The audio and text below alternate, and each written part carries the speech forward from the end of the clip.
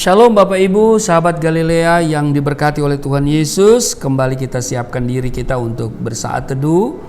Kita datang di hadapan Tuhan dengan penuh sukacita dan mengucap syukur. Sebab Tuhan baik, sungguh baik, teramat baik dalam hidup kita. Mari kita berdoa. Bapa yang Rahman dan Rahim, pencipta langit dan bumi dan dengan segala isinya, Allah yang kami kenal, kami sembah di dalam nama Tuhan Yesus. Dikuduskanlah namamu, datanglah kerajaanmu, jadilah kehendakmu di bumi seperti di surga. Kami mengucap syukur karena Tuhan sudah memberikan hari ini bagi kami.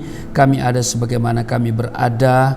Terima kasih Tuhan, Engkau telah pelihara kami, jaga sertai, berkati dalam istirahat tidur malam yang telah berlalu. Dan saat ini, sebelum kami masuki dunia kerja kami akan baca, dengar, renungkan firman-Mu, urapi kami, buka hati pikiran kami, urapi hamba-Mu di dalam nama Tuhan Yesus. Haleluya, amin. Nah, di dalam Ulangan pasalnya yang ke 11 ayat 18 dikatakan begini, tetapi kamu harus menaruh perkataanku ini dalam hatimu dan dalam jiwamu, kamu harus mengikatkannya sebagai tanda pada tanganmu dan haruslah itu menjadi lambang di dahimu. Nah, Bapak Ibu, banyak orang dia menginginkan berkat Tuhan dan mau mengalami perkara-perkara besar dari Tuhan. Tetapi mereka sendiri tidak mau membayar harga dalam hidupnya. Mereka tidak mau taat melakukan kehendak Tuhan, tapi menginginkan berkat Tuhan. Bagaimana bisa? Ya kan? Saudara tidak mau taat, tapi saudara mau diberkati. Ya. Tidak mau taat tapi mau diberkati, lalu dengan alasan ya kan kasih karunia. Padahal Alkitab katakan bahwa ketaatan itu mendatangkan berkat, ketidaktaatan itu mendatangkan kutuk. Nah, perikop Alkitab yang kita baca di Ulangan pasal 11 mulai dari ayat 8, kalau saudara baca secara lengkap itu sampai ayat 32, ya kan, jelas di sana mengatakan bahwa ketaatan itu mendatangkan berkat, ketidaktaatan mendatangkan kutuk. Di mana ada ketaatan, di situ ada berkat. Sebaliknya, tidak ada ketaatan, tidak ada berkat. Jadi Tuhan menuntut ketaatan kita sebagai bukti bahwa kita percaya kepadanya dan mengasihi Dia. Jadi bukti dari percaya dan mengasihi Tuhan adalah taat melakukan perintahnya. Iya kan? Jadi tidak ada ketaatan tanpa ada bukti. Iya kan? Jadi ketaatan kita kepada Tuhan ini menunjukkan bahwa kita percaya dan mengasihi Dia. Ketaatan kita kepada Tuhan inilah yang akan membawa kita kepada penggenapan janji Tuhan, yaitu berkat, mujizat, kemenangan, pemeliharaan, perlindungan, dan keluputan dari hal-hal yang membahayakan. Ketaatan itu tanpa mengenal kompromi. Amin. Iya.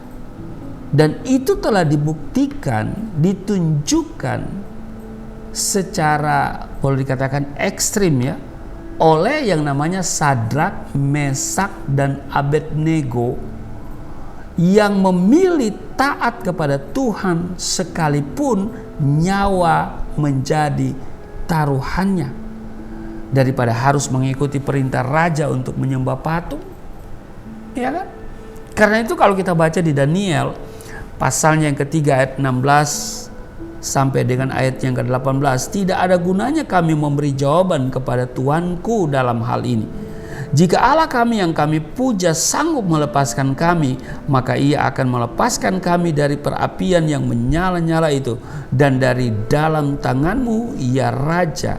Tetapi seandainya tidak, hendaklah Tuanku mengetahui, ya Raja, bahwa kami tidak akan memuja dewa Tuanku dan tidak akan menyembah patung emas yang Tuanku dirikan itu. Ini keren, ya. Ini luar biasa. Dia katakan bahwa jika Allah kami yang kami puja sanggup melepaskan kami, maka Ia akan melepaskan kami dari perapian yang menyala-nyala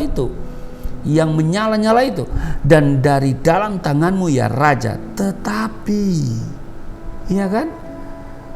Ini keren, iman sekalipun, ya. Seandainya tidak, hendaklah Tuanku mengetahui ya Raja bahwa kami tidak akan memuja dewa Tuanku dan tidak akan menyembah patung emas yang Tuanku dirikan itu. Jadi ketaatan, sekali lagi, ini harus kita tunjukkan sebagai tanda bahwa kita percaya dan mengasihi Dia. Ketaatan yang tanpa kompromi, ya kan? Yang ditunjukkan oleh Sadrak, Mesak dan Abednego, ya kan? Yang memilih taat kepada Tuhan sekalipun nyawa mereka itu menjadi taruhannya, daripada harus mengikuti perintah raja untuk menyembah patung. Ini keren. Maka perhatikan, kalau kita baca selanjutnya kisah ini, ya, ketika mereka berkata, jika Allah kami yang kami puja sanggup melepaskan kami, maka Ia akan melepaskan kami dari perapian yang menyala-nyala itu, dan dari dalam tanganmu ya Raja. Tetapi seandainya tidak, hendaklah Tuanku mengetahui ya Raja bahwa kami tidak akan memuja dewa Tuanku dan tidak akan menyembah patung emas yang Tuanku dirikan itu. Pernyataan mereka ini menimbulkan kegeraman hati si raja, ya kan? Sehingga 3 pemuda itu dilemparkan ke dapur perapian yang menyala-nyala, yang dibuat, dikatakan 7 kali lebih panas dari biasanya. Bayangkan saudara, kalau biasa panas 100 derajat, ini 7 kali, berarti 700. Ya, iya kan? Jadi lihat statement daripada 3 pemuda ini luar biasa. Dan akhirnya raja melemparkan mereka ke dapur perapian yang menyala-nyala, yang dibuat 7 kali lebih panas dari biasanya. Tetapi yang terjadi tepat pada waktunya, Tuhan menyatakan kuasa dan mujizat-Nya atas mereka. Pemuda ini mengalami perlindungan dan pembelaan dari Tuhan secara ajaib. Bapak Ibu sahabat Galilea yang diberkati oleh Tuhan Yesus, ketaatan juga menghasilkan kekuatan yang besar dalam diri seseorang. Alkitab menggambarkan orang yang taat sebagai orang yang bijaksana dan mendirikan rumah di atas batu dan tidak tergoyahkan sekalipun diterpa hujan dan banjir. Saudara baca itu di Matius pasal 7 mulai dari ayat 24 sampai dengan 27. Saya mau katakan begini Bapak Ibu, mata Tuhan tertuju kepada orang-orang yang taat. Amin. Dialah yang akan menerima berkat dari Tuhan.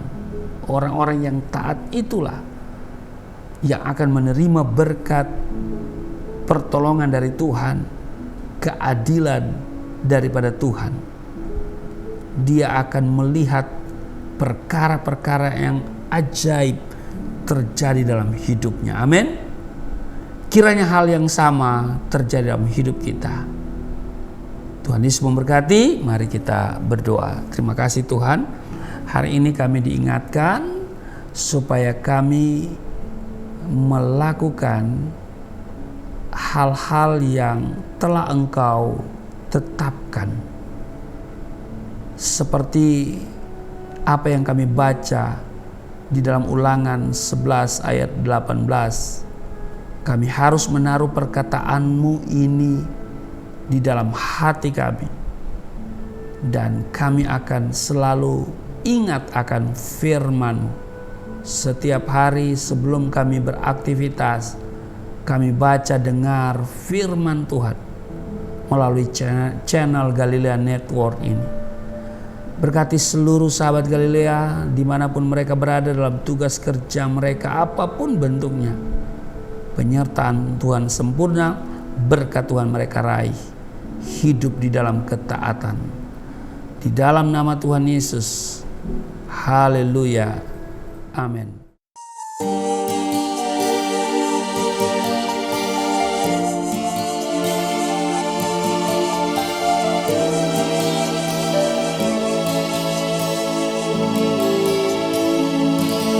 Bapa kami yang di surga, dimuliakanlah nama-Mu.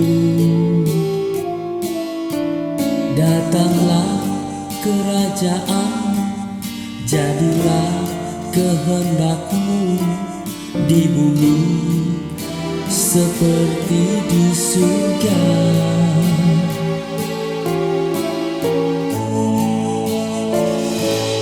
Berikanlah kepada